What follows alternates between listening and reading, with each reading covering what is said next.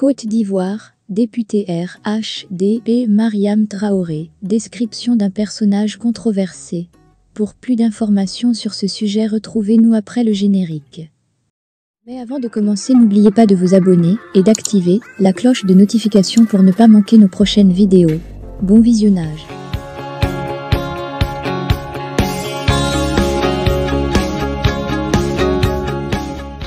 Si un film, l'on devait réaliser sur la vie de Mariam Traoré, députée de Tangrela, le meilleur titre que l'on pourrait trouver, c'est bien la championne des controverses, tellement les frasques, la parlementaire en a fait et continue d'en faire. S'il y a un qualificatif qui, plus que tout autre, colle à la sulfureuse députée de Tangrela, c'est bien la controverse, tant le personnage s'est illustré par des sorties à la polémique. Pour mieux appréhender la nature sulfureuse de la parlementaire, il faut revenir en 2019, au moment de la rupture entre le PDC et le RDR, auparavant ensemble dans la coalition RHDP, victorieux de Laurent Gbagbo en 2010. Les coups, elle les donne partout, et n'importe comment, et même en dessous de la ceinture, au propre comme au figuré. Ce n'est pas Sita Coulibaly, présidente des femmes du PDC, qui dira le contraire. Elle qui a été insultée jusqu'à dans son intimité par la députée RHDP pour avoir porté des critiques contre Kandia Camara. Jouant les défenseurs de la ministre des Affaires étrangères, Mariam Traoré, femme, mère de famille, et par-dessus tout, députée de la nation, avait insulté la pauvre présidente des femmes du doyen des partis politiques, jusqu'à dans ses parties intimes. Ces injures aux antipodes de la morale lui valent aujourd'hui l'appellation Ibiekis connue de tous les Ivoiriens. Tenir des propos immoraux sur les réseaux sociaux devant toute la nation, devant des enfants en quête de modèle social.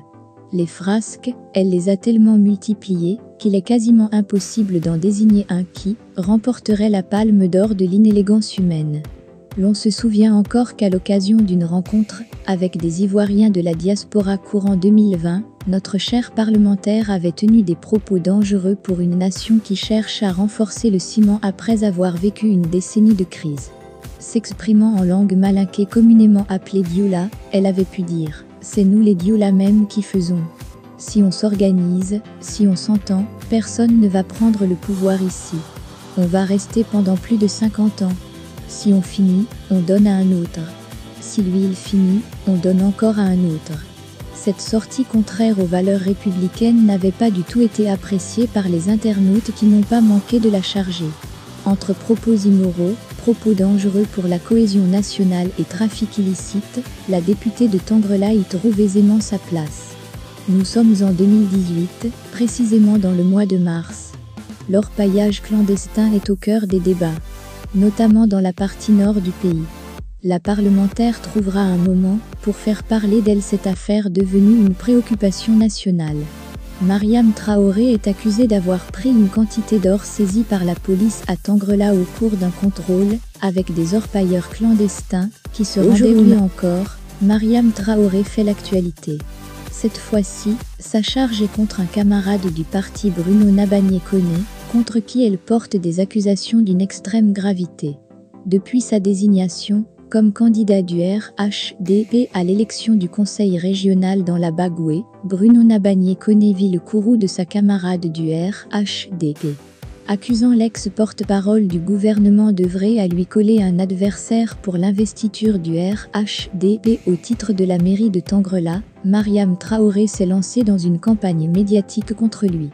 Accusation de détournement de fonds de campagne d'Alassane Ouattara en 2020, gestion clanique du parti, utilisation détournée des agents du ministère de la Construction, tout y passe.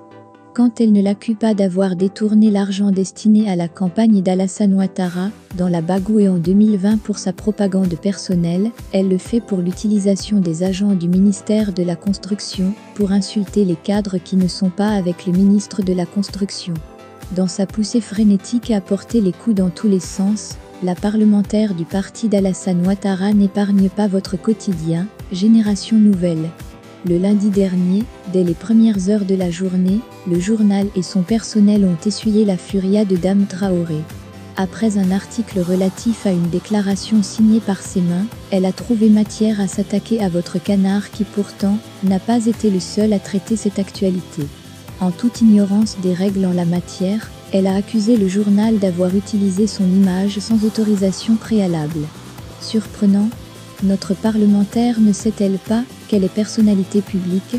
Ignore-t-elle certainement que la photo en question est déjà dans le domaine public? Sous les publications de menaces postées sur sa page Facebook contre Génération Nouvelle, certains internautes qui n'ont trouvé aucune légitimité à ces griefs contre le journal en ont déduit que son attitude s'explique par le fait qu'elle se soit fait tirer les oreilles, parce que les propos ont été relayés dans un journal proche de Guillaume Soro. La députée a promis de porter l'affaire devant la justice sans manquer d'adresser des mots inélégants au journal et son personnel.